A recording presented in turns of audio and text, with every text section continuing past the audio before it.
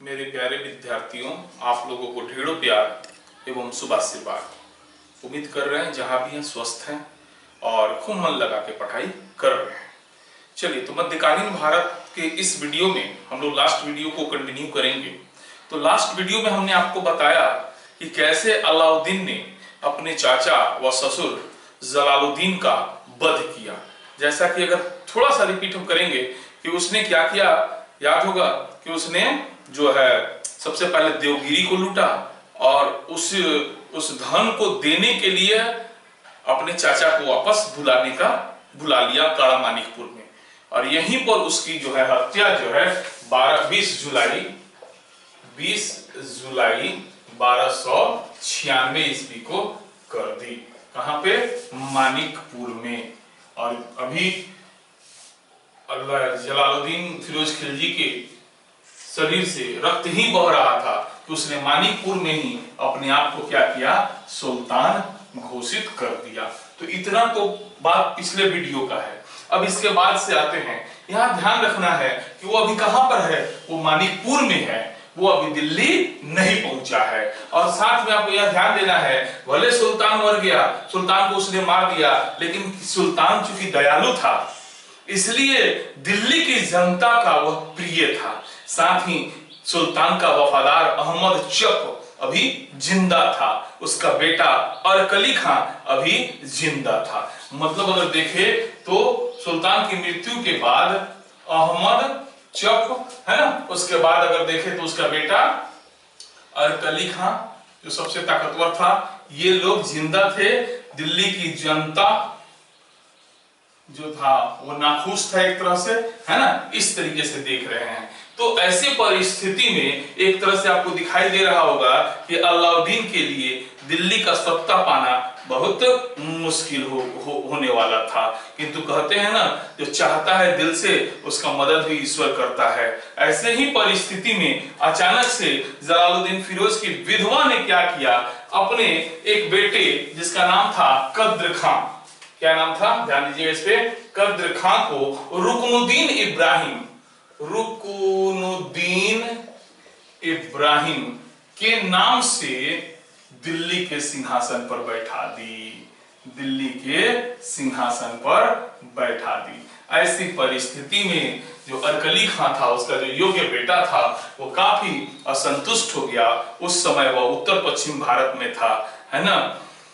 तो उसके मन में दुख हो गया कि मैं जिंदा हूं, फिर भी मेरे रहते छोटे भाई कद्र खां को कैसे सुल्तान घोषित कर दिया गया। इतना ही नहीं, अरकली खां के जो चाहने वाले दिल्ली में जो दरबारी लोग थे, वे लोग भी असंतुष्ट हो गए। जब यह खबर अलाउद्दीन को मिला तो अब वह मानिकपुर से चल दिया कि दोनों भाइयों के बीच के झगड़ा का लाभ उठाया जाए। और ध्यान दीजिएगा, क्योंकि जनता, दरबारी अधिकारी जो नाखुश थे, उन लोगों को खुश करने का एक बहुत ही बढ़िया तरीका निकाला।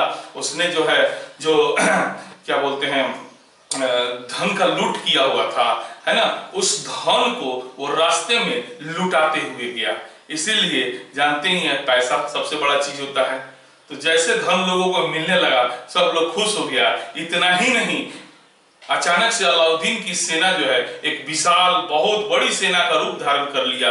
सभी लोग उसके समर्थक हो गए, क्योंकि वह जो है देवगिरी से लूटे हुए धन को दोनों हाथों से लुटाते हुए दिल्ली में प्रवेश किया। जैसे यह खबर मिली कद्र खां को, यानी रुकनुद्दीन इब्राहिम को, वह एक बड़ी सेना लेकर अलाउद्दीन को रोकने के लिए, उससे लड़ाई करने के लिए महल से निकला।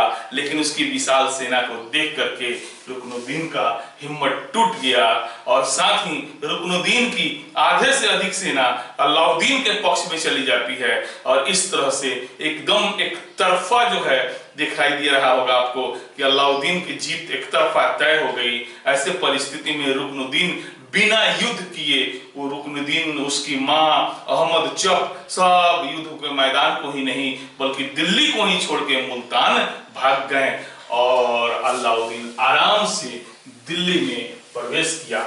उसने जो है 22 अक्टूबर 1296, ये विधिवत रूप से, यही परीक्षा में पूछता है, विधिवत रूप से 22 अक्टूबर 1296 ईस्वी को बलबन के लाल महल में अपना राज्य अभिषेक कराकर दिल्ली सल्तनत का एक तरह से वास्तविक शासक बन बैठा। क्लियर है ना? 22 अक्टूबर 1296 ईस्वी को उसका विधिवत रूप से सिंहासनारोहण हुआ। ऐसा नहीं है, वो तो मानिकपुर में ही अपने आप को सुल्तान घोषित कर दिया था, लेकिन दिल्ली में उसका सिंहासनारोहण कब हुआ? तो 22 अक्टूबर 1296 कहां हुआ? तो बलबन के लाल महल में। इस तरह जो है अलाउद्दीन दिल्ली का सुल्तान बन गया। चलिए अब आते हैं हम लोग अलाउद्दीन खिलजी को एक सुल्तान के रूप में देखते हैं। अलाउद्दीन खिलजी कब शासक बना? 1296 ईस्वी में। और कब तक रहा गद्दी पर? 1316 ईस्वी में।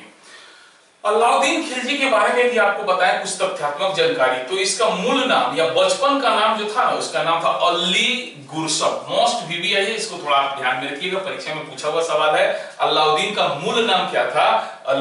अली गुरसब था। जैसा कि आप जानते हैं कि 1296 ईस्वी में इसने अपने चाचा या ससुर, दोनों सवाल पूछा हुआ है परीक्षा में, चाचा और ससुर, चाचा और ससुर जलालुद्दीन फिरोज शाह खिलजी को मारकर यह गद्दी हासिल किया। और जब वह गद्दी पर बैठा तो किस नाम से बैठा उसको थोड़ा सा आप ध्यान में रखिएगा। अबुल, बहुत बड़ा है, यूपीएससी वाले को ध्यान में रखना चाहिए, जनरल कंपटीशन वाले नहीं भी रखेंगे तो काम चल जाएगा। उस उपाधि जो धारण किया ना सिंहासनारोहण के समय, उसने कौन सी उपाधि धारण की? तो अबुल, ध्यान दीजिएगा, अबुल मुजफ्फर सुल्तान अलाउद्दीनिया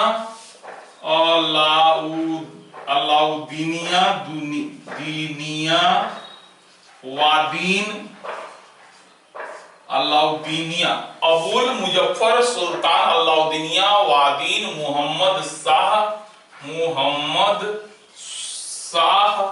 खिलजी। ये बहुत बड़ी उपाधि है, इसको थोड़ा सा ध्यान में रखना चाहिए। मैंने जब वह सुल्तान बना तो उसने कौन सी उपाधि धारण की, है ना? तो अबुल मुजफ्फर सुल्तान अलाउद्दीनिया वादीन मोहम्मद शाह खिलजी के नाम से वह 1296 ईस्वी में, अगर सही पूछा जाए तो 22 अक्टूबर 1296 ईस्वी में दिल्ली के सिंहासन पर बैठा। अलाउद्दीन जो था ना, वो जलालुद्दीन के भाई जिसका नाम था सिहाबुद्दीन मसूद खिलजी, इसी का बेटा था। मतलब अलाउद्दीन के पिताजी का नाम क्या था? सिहाबुद्दीन मसूद खिलजी, जलालुद्दीन के ये भाई थे। यह अलाउद्दीन जो था वो पढ़ने लिखने में काफी कमजोर था, पढ़ने लिखने में कमजोर था, काफी कमजोर था, थोड़ा भी रुचि उसको पढ़ाई लिखाई में नहीं थी, किंतु शस्त्र चलाने में वह काफी निपुण था, है ना? बलबन के समय में अगर देखा जाए तो बलबन के खासकर उत्तराधिकारी के समय में जब जलालुद्दीन सेनापति बना और जलालुद्दीन जो है कैकुबाद-क्यूमस का वध करने का प्रयास कर रहा था, जिसको कि इतिहास में खिलजी क्रांति के नाम से जानते हैं, उस दौरान अलाउद्दीन ने अपने चाचा जलालुद्दीन का खूब मदद किया था। इसीलिए जब जलालुद्दीन गद्दी पर बैठा था ना, तो उसको जो है अमीर ए तुजुक, ध्यान दीजिएगा, जब जलालुद्दीन गद्दी पर बैठा तो शुरुआत में अमीर तुजुक का पद अलाउद्दीन को मिला था। और इस दौरान ही जलालुद्दीन ने अपनी बेटी का, जलालुद्दीन ने क्या किया? अपनी बेटी का विवाह इसी अवसर पर अलाउद्दीन से कर दिया। उसके बाद अगर हम बताएं आपको तो मलिक छज्जू ने जब विद्रोह किया, कौन? मलिक छज्जू, कड़ा मानिकपुर का सूबेदार, इस अवसर पर जलालुद्दीन ने अलाउद्दीन को कड़ा मानिकपुर की सूबेदारी दी। जब अलाउद्दीन कड़ा मानिकपुर का सूबेदार था तो सूबेदार होने के दौरान ही उसने जो है दो महत्वपूर्ण लूट मचाया था। एक 1292 ईस्वी में भिलसा को लूटा था। भिलसा, सब लोग देवगिरी को जानते हैं, भिलसा को नहीं जानते हैं, ध्यान रखिए। उसने 1292 ईस्वी में भिलसा को लूटा था और 1296 ईस्वी में देवगिरी को लूटा था। ठीक है ना। इस तरीका से इसी देवगिरी के लुटे हुए संपत्ति के बदौलत जो है अपने चाचा को मार करके और फाइनली जो है 22 अक्टूबर 1296 ईस्वी को वह सुल्तान बन गया। जब इतना सरलता से वह सुल्तान सोचा भी नहीं था, चाचा को जो उसका जो भी प्लान था देख रहे हैं सब सक्सेस होते जा रहा है। इससे जो है उसकी महत्वाकांक्षा और ज्यादा बढ़ जाती है। उसकी महत्वाकांक्षा इतनी बढ़ गई कि वह कहा कि अब हम पूरे विश्व को जीतेंगे, एक नया धर्म चलाएंगे। इसी दौरान उसने जो है सिकंदर मोस्ट वीवीआई सिकंदर द्वितीय या सिकंदर सानी की उपाधि धारण कर ली और इसी उपाधि को अपने सिक्कों पर लिखवाता था, सिकंदर द्वितीय या सिकंदर सानी, है ना।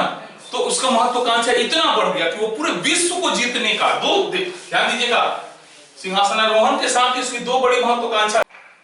तो मतलब सिंहासनारोहण के साथ ही उसने जो है दो महत्वपूर्ण डिसीजन लिया, एक विश्व को जीतने का और दूसरा एक नया धर्म चलाने का। यहाँ ध्यान रखिएगा, ये काफी इंपॉर्टेंट परीक्षा उपयोगी है ना। विश्व को जीतने का और एक नया धर्म चलाने का, इस तरह का वो दो इच्छा को पाल लिया।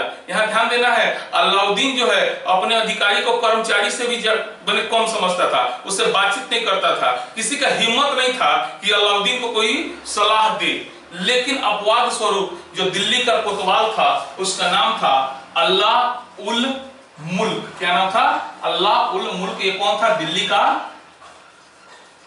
कोतवाल था और साथ ही में अलाउद्दीन का वफादार मित्र भी था। इसलिए इसी ने सलाह दिया क्या कि हजूर आप विश्व जीतने की बात कर रहे हैं, पहले पूरा भारत तो जीत लीजिए। मतलब अभी दक्षिण भारत तो दिल्ली सल्तनत का अंगे नहीं है, पहले उसको तो जीतिए। और रही बात नया धर्म चलाने की, यह जो काम होता है यह जो है पैगंबर का ना होता है, आप इंसान रहिए ना। तो अलाउद्दीन ने अपने मित्र अल्लाह उल मुल्क की बात को मान ली और उसने सर्वप्रथम जो है सोचा कि हम पहले भारत को जीतेंगे। ठीक है, इस तरह से सिंहासनारोहण होने के साथ ही हमने ये बात बताई, काफी इंपॉर्टेंट बात था, उसकी महत्वाकांक्षाएं कितनी थी ये बात समझ सकते हैं। लेकिन अलाउद्दीन के लिए ऐसा नहीं था कि सिंहासन बिल्कुल फूलों का शेष था। जब वह गद्दी पर बैठा तो उसके समय की जो सबसे प्रमुख समस्या थी गद्दी पर बैठने के समय, वो ध्यान दीजिएगा, सबसे पहले उसने अपने चाचा को मारा था। जो चाचा कैसा था? दयालु था। तो ये बताइए, दिल्ली की जनता का विश्वास जीतना या दिल्ली की जनता के आक्रोश का सामना करना पड़ सकता था कि नहीं कर सकता था? तो ये सबसे बड़ा खतरा तो ये था, पहला था। दूसरा, जो भी जलालुद्दीन के समर्थक थे उसको अपने विश्वास में लेना। क्यों? क्योंकि जलालुद्दीन दयालु था, उन लोगों के साथ इतना अच्छा रिलेशन रखे हुए था कि ये इसके समर्थक जो है चाहकर भी अलाउद्दीन के प्रति वो मतलब उस तरीके से समर्पित होने में थोड़ा दिक्कत होती है ना। दूसरी समस्या थी। अगर तीसरी समस्या देखें तो यहाँ ध्यान रखना है, अरकली खां जलालुद्दीन का बेटवा अभी जिंदा है। चौथा देखें, अहमद जब भले भाग गया है लेकिन वह भी जो है जिंदा है। ठीक है ना। पांचवी समस्या देखें तो उत्तर पश्चिम भारत में खोखरों और मंगोलों, है कि नहीं? खोखरों और मंगोलों, ये दोनों आक्रमण का भय बरकरार है। छठा समस्या देखें तो आपका पूर्वोत्तर भारत यानी बिहार, बंगाल, उड़ीसा, है ना, ये जो है ये दिल्ली सल्तनत के अधीन रखना इसको काफी मुश्किल पड़ रहा है। अगर सातवीं समस्या देखें तो राजस्थान के राजपूत राजवंश एक बहुत बड़ी चुनौती साबित होने वाले थे। ठीक है ना। और उसके बाद सबसे लास्ट में हम लोग यह भी ध्यान में रखेंगे कि शासन राजा सुल्तान के प्रति आम जनता का सम्मान भी थोड़ा बढ़ाना था। ठीक है ना। तो इस तरीके से यहां ध्यान दीजिएगा एक बार फिर से कि जब अलाउद्दीन गद्दी पर बैठा तो उसके समक्ष जो प्रमुख समस्याएं थी, क्योंकि उसने अपने चाचा को मारा था, जो चाचा दयालु था, उदार था, इसीलिए ठीक है उदारता दुश्मनों से अच्छी चीज नहीं है, लेकिन अपनों के लिए तो उदारता बहुत विश्वसनीय हो जाता है ना। तो दिल्ली की जनता का विश्वास अलाउद्दीन को पाना था। उसके बाद जलालुद्दीन के जो समर्थक थे उनका विश्वास पाना था। जलालुद्दीन का बेटा जो जिंदा था, अहमद चप जिंदा था, खोखरों और मंगोलों से भय था। बिहार, बंगाल, उड़ीसा कभी सत्ता कभी रहते थे, कभी स्वतंत्र हो जाते थे। राजस्थान के राजपूत राजवंश तो समझिए कि एक बहुत बड़ा सिरदर्द थे, और आम जनता भी जो है सुल्तान के प्रति जो उस सम्मान था वो सम्मान अभी भी नहीं मिल पाया था।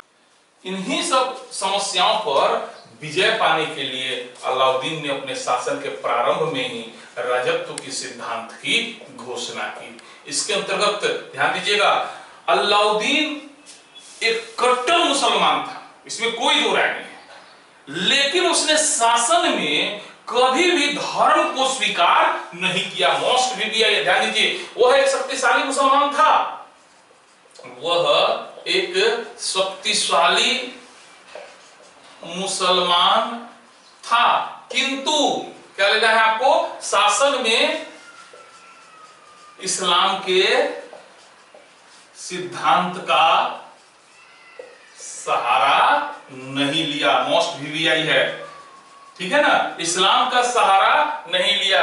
इतना ही नहीं, उसने उलेमा वर्ग जो लोग थे, खलीफा, इन किसी का वो मदद शासन में नहीं लिया। इस तरह आप देखिएगा तो ऐसा प्रतीत होगा कि दिल्ली सल्तनत का पहला ऐसा शासक था जिसने धर्म को राजनीति में मिक्सअप नहीं होने दिया। इसीलिए प्रसिद्ध इतिहासकार मोस्ट भी ध्यान दीजिएगा, बर्नी लिखते हैं, बर्नी के अनुसार जो है, जब उसने राजत्व प्राप्त किया, जब उसने राजत्व प्राप्त किया तो वह शरीयत के नियमों और आदेशों से पूर्णतया स्वतंत्र था। ये मोस्ट बीपीएससी में पूछा हुआ सवाल है, इसलिए हमने आपको यहाँ पे फोकस किया इसको।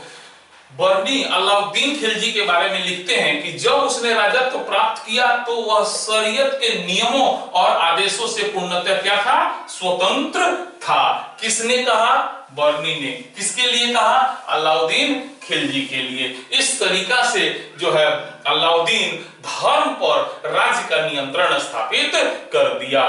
मतलब वो देखा जाए तो अलाउद्दीन जो था वो निरंकुश राजतंत्र, ये सारे शब्द इंपॉर्टेंट है, परीक्षा उपयोगी है, इसलिए हम यहाँ पे फोकस कर रहे हैं। निरंकुश राजतंत्र पर विश्वास करता था, यद्यपि उसने बलबन के जैसा कोई राजत्व सिद्धांत का प्रतिपादन नहीं किया था, किंतु उसके शासन को देख करके इतिहासकार इस निष्कर्ष पर पहुंचते हैं कि वह जो है निरंकुश राजतंत्र को स्थापित करना चाहता था।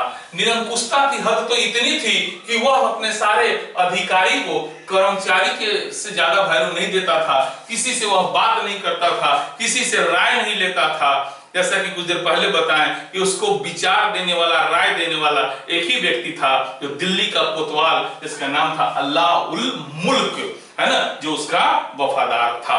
ठीक है ना। तो राजत्व सिद्धांत के अंतर्गत ध्यान में रखिएगा, निरंकुश राजतंत्र की स्थापना करना, शरीयत के नियमों के अनुसार शासन नहीं करना, शासन में उलेमा का कोई सहयोग नहीं, खलीफा का कोई योगदान नहीं। क्लियर है ना। इस तरीका से ये ध्यान में रखना है। अब हम लोग देखते हैं कि जब से ही अलाउद्दीन गद्दी पर बैठा, अचानक एक के बाद एक लगातार कई विद्रोह, आंतरिक मतलब अलाउद्दीन को मारने का, उसको सत्ता से हटाने का, अचानक से एक के बाद एक कई विद्रोह हुए। इसमें सबसे पहला विद्रोह, परीक्षा में पूछता है, इसको भी ध्यान में रखिएगा, इसमें सबसे पहला जो विद्रोह होता है वो 1299 ईस्वी में होता है। यह विद्रोह एक्चुअली गुजरात में अलाउद्दीन के कुछ सहयोगी जैसे नसरत खां वगैरह लोग गया था लूटने। तो गुजरात लूट के जब वापस आ रहा था लोग ना, तो नवीन मुसलमान धन के बंटवारा को लेकर संतुष्ट हो गए।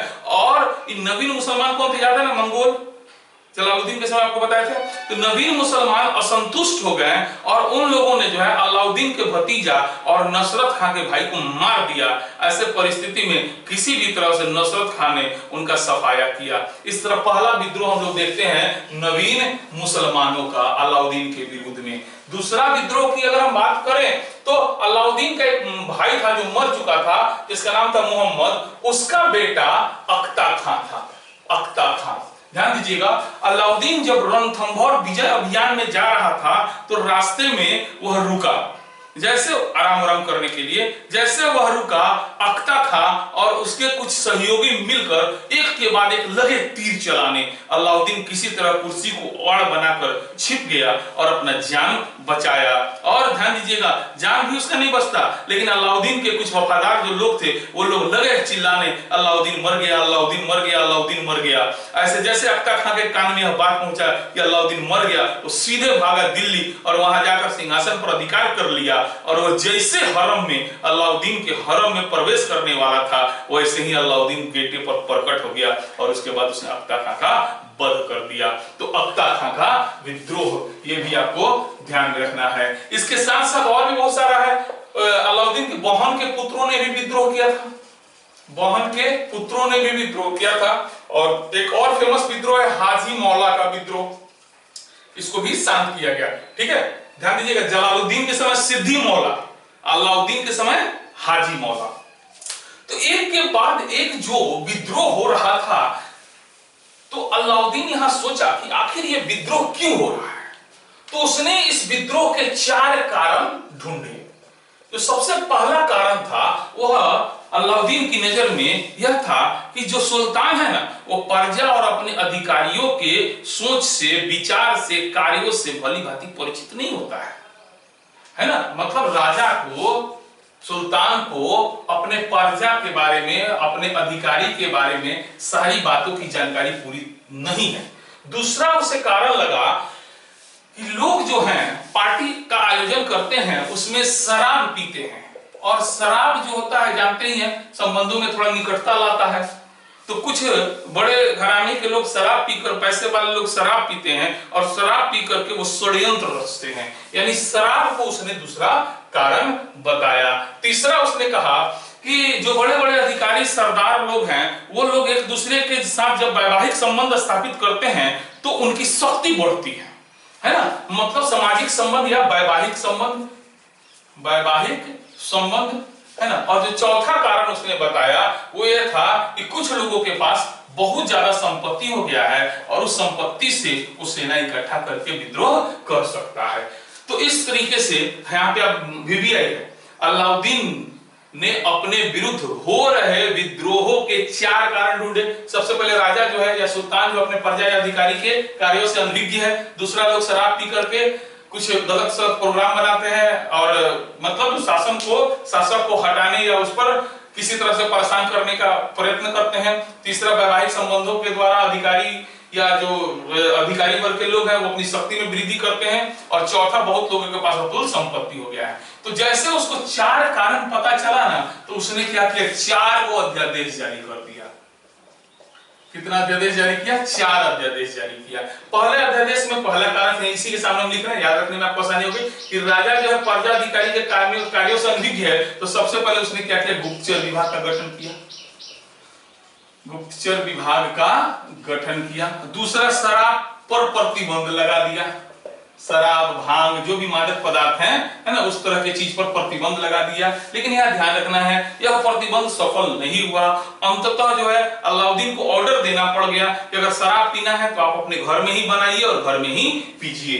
ठीक है। तीसरा, उसने वैवाहिक संबंधों पर रोक लगा दिया है। बहुत ध्यान देने वाला बात है, वैवाहिक संबंधों पर रोक लगा दिया। ठीक है। और लास्ट, चौथा उपाय किया कि जो भी दान में, उपहार में, पेंशन के रूप में धन संपत्ति दिया गया था पूर्ववर्ती राजाओं के द्वारा, उस सब को छीन लिया। तो उसके इस उपाय से इतिहासकार लिखते हैं, इसमें कोई दो राय नहीं कि जो विद्रोह था वो सब दब गया। बिल्कुल अलाउद्दीन का शासन अब अपने हिसाब से शुरू हो गया। चलिए, आज के लिए हम इतना ही रहने देते हैं। थोड़ा बड़ा टॉपिक है, इसका हो सकता है 2-3 वीडियो आए, है ना। तो उसको आप पेशेंस रख के देखिएगा, लिखते चलिएगा। हम पहले बता रहे अलाउद्दीन काफी इंपॉर्टेंट टॉपिक है, कहीं से भी सवाल आ सकता है, इसलिए हम भी थोड़ा गहराई में जाकर आप लोगों को समझा कर याद कराने का प्रयास कर रहे हैं। धन्यवाद।